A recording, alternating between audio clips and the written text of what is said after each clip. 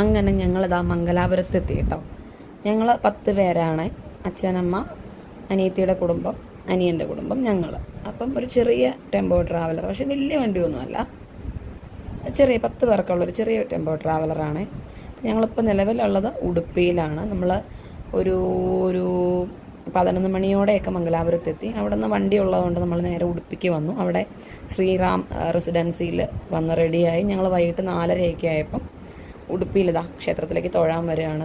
ഇതിനകത്താണ് തൊഴാൻ പോകുന്ന സ്പെഷ്യൽ ക്യൂ ആണ്.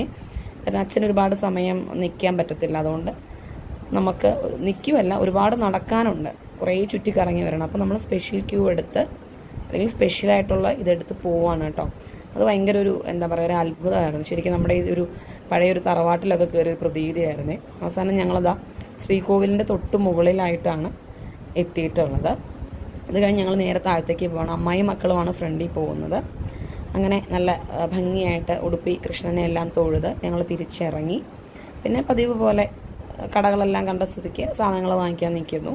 എൻ്റെ വീഡിയോ പിടുത്തം നടക്കുന്നു. ശരിക്കും അമ്പലത്തിൻ്റെ മുൻവശം മറുവശമാണ് കേട്ടോ.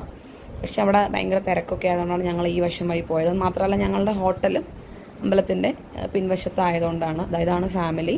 ചേട്ടൻ മുന്നിൽ നടന്നു പോയി. അതൊക്കെ കഴിഞ്ഞ് ഞങ്ങളിതാ തിരിച്ച് വണ്ടിയിൽ പോവാണ് കേട്ടോ. ഇനി പോകുന്ന സ്ഥലത്തേക്ക് ആണ് സത്യത്തിൽ എൻ്റെ കാത്തിരിപ്പിൻ്റെ ഒരു അവസാനം എന്നൊക്കെ പറയണേ.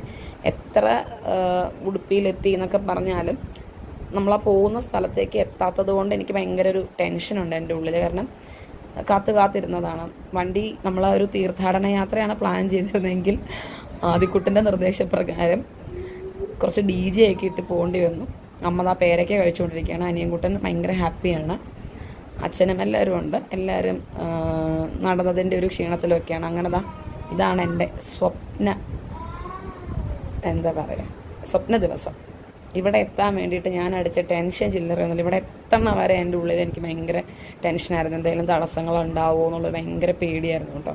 പക്ഷേ ഈശ്വരാനുഗ്രഹം കൊണ്ടൊന്നും ഉണ്ടായില്ല. അമ്മയുടെ അനുഗ്രഹം കൊണ്ട് അങ്ങനെ ഞാൻ മൂകാംബികയിലെത്തി.